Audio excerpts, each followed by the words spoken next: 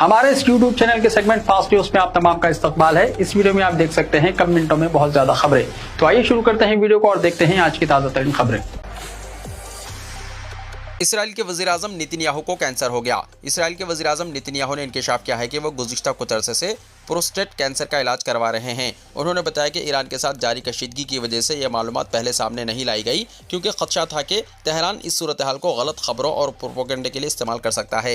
Netanyahu के मुताबिक तकरीबन 1.5 साल पहले इनमें प्रोस्टेट कैंसर की तशख़ीस हुई थी, जिसके बाद से वो मुसलसल इलाज करवा रहे हैं। हाल ही में इनकी सर्जरी कामयाबी से मुकम्मल हुई और वो इस वक्त डॉक्टरों की निगरानी में हैं। उन्होंने कहा कि वो मसाइल को फौरी हल करने के उसूल पर यकीन रखते हैं, चाहे वो ज़ाती ज़िंदगी हो या पेशावराना मामलात। इसी सोच के तहत उन्होंने अपनी बीमारी का बर वक्त इलाज करवाया। इसराइली वज़ीर-ए-आज़म ने यरूशलेम के हॉस्पिटल के डॉक्टरों का शुक्रिया अदा करते हुए आवाम से अपील की है कि वो अपनी सेहत का खास ख्याल रखें और किसी भी मामूली मसले की सूरत में फौरी तौर पर डॉक्टर से रुजू करें।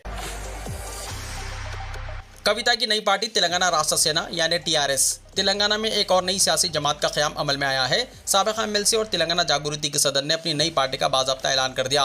मिर्चल जिले के मुन्नेराबाद में वाक़ एक कन्वेंशन में मुनक़्क़िदा बड़े जलसे के दौरान उन्होंने अपनी पार्टी का नाम तेलंगाना राष्ट्र सेना यानी टीआरएस रखने का ऐलान किया और पार्टी परचम भी जारी किया। झंडे में पीले पस मंज़र पर नीले रंग में तेलंगाना का नक्शा और टीआरएस दर्ज है।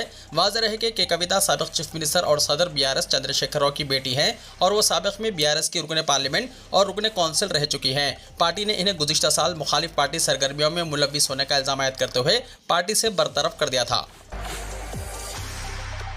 तेलंगाना में आरटीसी मुलाजिमीन की हड़ताल खत्म, बातचीत कामयाब, बसें दोबारा सड़कों पर आने को तैयार। डिप्टी चीफ मिनिस्टर भट्टी विक्रमार्का और वज़रा की टीम के साथ आरटीसी जेएसी की अहम बातचीत कामयाब हो गई और यूनियन के कायदीन ने हड़ताल खत्म करने का ऐलान कर दिया। हुकूमत ने मुलाजिमीन के लिए 10% पीआरसी की मंजूरी दे दी और आरटीसी को सरकारी निज़ाम में जम करने पर भी इत्तेफाक हो गया है। यूनियन इंतखाबात के लिए ग्रीन सिग्नल दे दिया गया है, जबकि दीगर मसाइल के हल पर भी पेशरफ्त हुई है। मुज़ाकरात की कामयाबी के बाद जल्द ही आरटीसी बसें दोबारा सड़कों पर दौड़ती नजर आएंगी, जिससे आवाम को बड़ी राहत मिलने वाली है। हैदराबाद के मौज़म जाही मार्केट पर ऑटो ड्राइवर्स का ज़बरदस्त एहतजाज, कई किलोमीटर तक ट्रैफिक जैम। हैदराबाद के मौज़म जाही मार्केट चौराहे पर ऑटो ड्राइवरों का एहतजाज उस वक्त शिद्दत इख्तियार कर गया जब एक ड्राइवर ने डीजल छिड़क कर जान देने की कोशिश की, जिससे इलाके में सनसनी फैल गई। आरटीसी हड़ताल के खात्मे के फौरन बाद शुरू होने वाले इस एहतजाज में बड़ी तादाद में ऑटो ड्राइवर सड़कों पर निकल आए और अहम शाहराहों को बंद कर दिया, जिसकी वजह से शहर में शदीद ट्रैफिक जैम हो गया और आवाम को सख्त मुश्किलात का सामना करना पड़ा। मुजाहिरीन मीटर किराए में इजाफा और जिले से आने वाले ऑटोस को हैदराबाद में दाखिले की इजाजत न देने के खिलाफ नारेबाजी कर रहे थे। मुजाहिरीन का कहना है कि सरकारी पॉलिसियों से इनके रोजगार को खतरा लाहक है, जिस पर वो फौरी तवज्जो चाहते हैं। पुलिस ने फौरी मदाखलत करते हुए हालत को काबू में करने और ट्रैफिक को मुतबादिल रास्तों पर मोड़ने की कोशिश की, जबकि ड्राइवर यूनियंस और हुक्काम के दरमियान मुज़ाकरात मुतवक्को हैं। रियासत भर में 2 मई से भू भारती पोर्टल के निफाज का इम्कान। तेलंगाना हुकूमत की जानिब से शुरू करदा इंटीग्रेटेड भू भारती पोर्टल अराजियात के मसाइल के हल में मौसर साबित हो रहा है।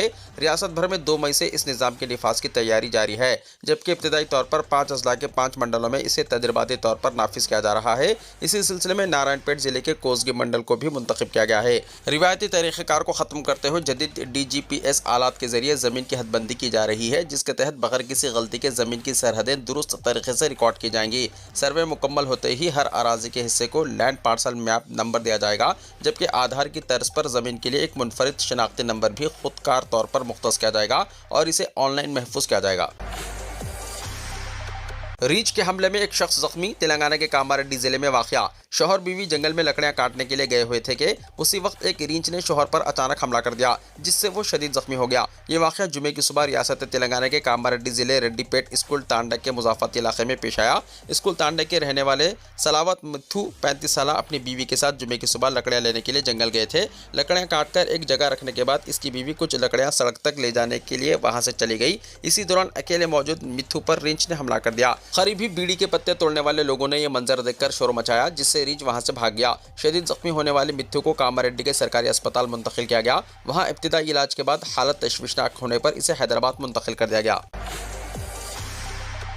तेलंगाना में 7 IPS ओहदेदारों के तबादले और तरक्कियां। शाहनवाज कासिम मल्टी जोन 2 के IG मुकर्रर। तेलंगाना हुकूमत ने 7 सीनियर IPS ओहदेदारों के तबादलों और तकर्रुरियों का ऐलान किया है। हुकूमत की जानिब से शिखा गोयल को महकमे दाखिला के प्रिंसिपल सेक्रेटरी मुकर्रर किया गया है, जबकि DS चौहान को विजिलेंस के डायरेक्टर जनरल की जिम्मेदारियां सौंपी गई है। शाहनवाज कासिम को मल्टी जोन 2 का IG मुकर्रर करने के साथ साथ पुलिस पर्सनल IG की इजाफी जिम्मेदारी भी दी गई है। इसी तरह तरुण जोशी को फ्यूचर सिटी का कमिश्नर मुकर्रर किया गया है, जबकि अविनाश मोहंती को ड्रग्स कंट्रोल का डायरेक्टर जनरल बनाया गया है और इन्हें ACB डायरेक्टर की इजाफी जिम्मेदारियां भी सौंपी गई है। बी समता को मलकाजगिरी का पुलिस कमिश्नर मुकर्रर किया गया है, जबकि IG कार्तिक्या को SIB IG की इजाफी जिम्मेदारियां तफवीज़ की गई हैं। CV आनंद तेलंगाना के नए DGP। तेलंगाना के नए DGP के तौर पर CV आनंद को मुकर्रर किए जाने का इम्कान जाहिर किया जा रहा है। मौजूदा DGP शिवधर रेड्डी इस महीने की 30 तारीख को रिटायर होने वाले हैं। इसके बाद CV आनंद मई के पहले हफ्ते में अपनी जिम्मेदारियां संभालेंगे, ऐसी इत्तलात हैं। फिलहाल CV आनंद महकमा दाखिला में खुसूसी चीफ सेक्रेटरी के तौर पर खिदमत अंजाम दे रहे हैं। हालिया तबादलों में हुकूमत ने इस ओहदे पर शिखा गोयल को मुकर्रर करते हुए अहकाम जारी किए हैं। ट्रैफिक चालानात पर कोई डिस्काउंट नहीं दिया जाएगा। Director general police Shivdhar Reddy का बयान। Director general police B Shivdhar Reddy ने कहा है कि सड़क हादसात पर काबू पाने के मकसद से रियासतगीर सतह पर अलाइव अराइव प्रोग्राम मुनक्किद किया गया। उन्होंने एक प्राइवेट टेलीविजन चैनल से बात करते हुए कहा कि रियासत में रोजाना सड़क हादसात की वजह से कम अज कम 20 खानदान मुतासर हो रहे हैं। सड़क हादसे में एक शख्स की मौत का खमियाजा इसके पूरे खानदान को भुगतना पड़ता है। इस तरह की अमवात को रोकने के लिए महकमे पुलिस की जानिब से इक़दामात किए जा रहे हैं, जिसके साथ अलाइव अराइव प्रोग्राम मुनक्किद किया गया। उन्होंने कहा कि मुल्कगीर सतह पर होने वाले हादसात के रवैये का जायजा लेने पर मालूम होता है कि शख्सी गलतियों की वजह से ज्यादातर हादसात पेश आ रहे हैं। रॉन्ग साइड ओवरटेक करने, बरखरफ्तारी, हालत नशे में गाड़ियां चलाना इसकी वजूहात में शामिल है। उन्होंने कहा कि कुछ एहतियाती तदाबीर की वजह से हादसात से महफूज रहा जा सकता है। मिसाल के तौर पर हेलमेट और सीट बेल्ट के इस्तेमाल से हादसा होने पर भी जानी नुकसान से महफूज रहा जा सकता है।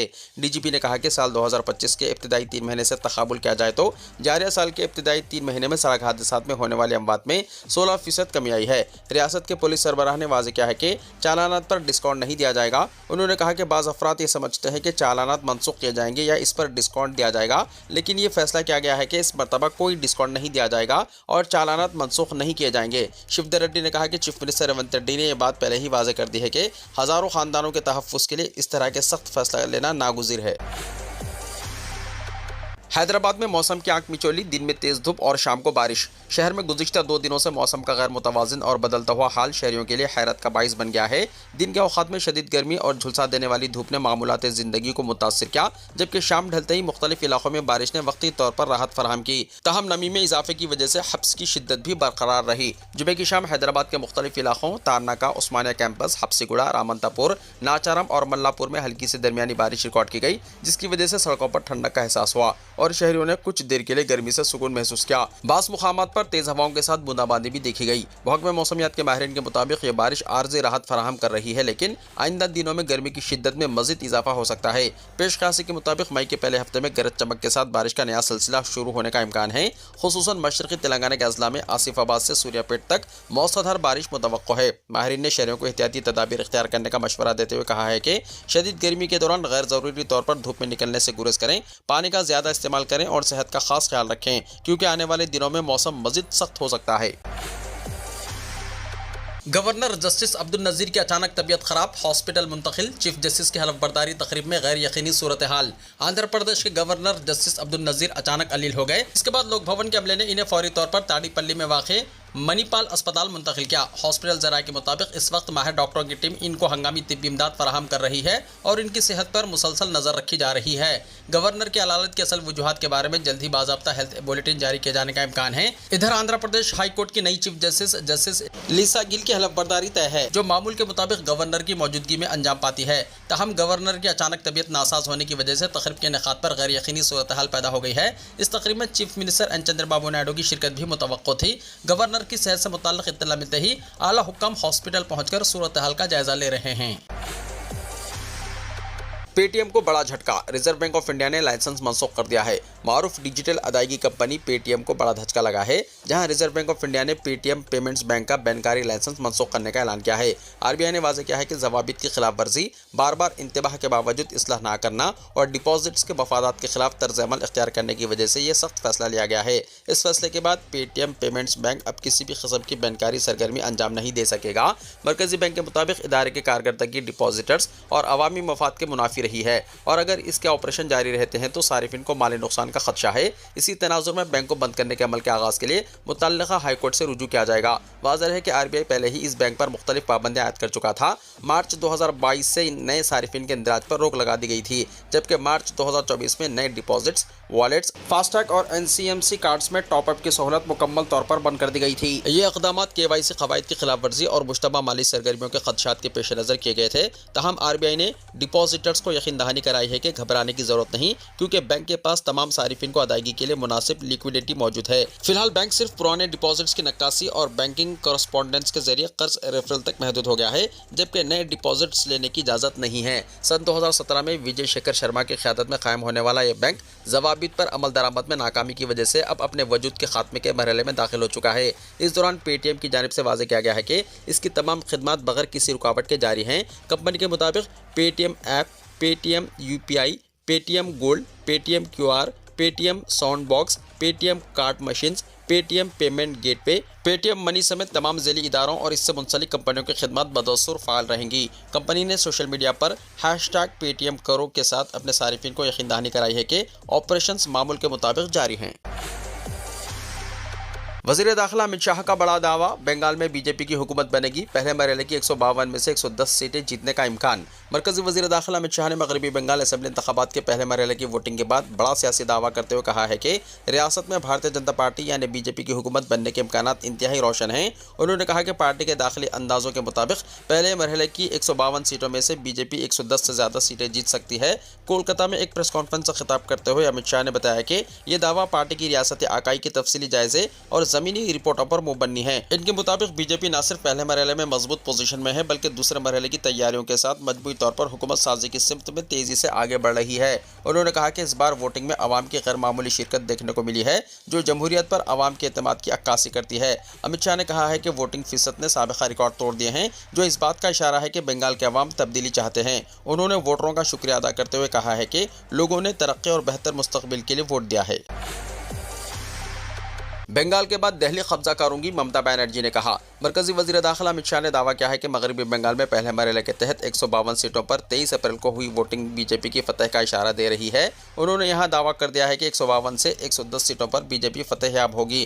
دوسری طرف مغربی بنگال کی چیف منسٹر ممتا بنرجی نے بی جے پی کو ہدف تنقید بناتے ہوئے کہا کہ میری پیدائش بنگال میں ہوئی ہے اور میں بنگال میں ہی مروں گی۔ بنگال فتح کرنے کے بعد میں دہلی پر قبضہ کر لوں گی۔ ممتا بنرجی نے بی جے پی کے ساتھ ساتھ بی جے پی کے لیے کام کرنے والوں کو بھی تنقید کا نشانہ بنایا۔ انہوں نے کہا کہ بی جے پی کے لیے کام کرنے والے سبھی لوگوں کے نام فہرست بند ہیں۔ آپ نے B J P back ground کی بنیاد پر لوگوں کو لایا ہے اور اسی کے مطابق افسران کی تقرری بھی کی ہے۔ یاد رکھیے، آپ ہمیں ہرانے کی صلاحیت نہیں رکھتے۔ وہ مزید کہتی ہیں کہ ہم ناانصافی کے خلاف لڑتے ہیں، ہم اپنے حقوق کے لیے لڑتے ہیں۔ میری پیدائش بنگال میں ہوئی ہے اور میں بنگال میں ہی مروں گی۔ بنگال جیتنے کے بعد میں دہلی پر قبضہ کر لوں گی۔ مجھے اقتدار نہیں چاہیے، مجھے دہلی میں بی جے پی کی تباہی چاہیے۔ بی جے پی نہ صرف بنگال سے مٹ جائے گی بلکہ اسے دہلی سے بھی ہٹانا ہوگا۔ قابل ذکر ہے کہ بی جے پی کے سرکردہ لیڈر اور مرکزی وزیر داخلہ امت شاہ نے جمعے کے روز کولکتہ میں ایک پریس کانفرنس سے خطاب کیا ہے۔ اس دوران انہوں نے بنگال انتخاب کے لیے پہلے مرحلے میں ہوئی ریکارڈ ووٹنگ کے لیے ریاستی عوام کا شکریہ ادا کیا۔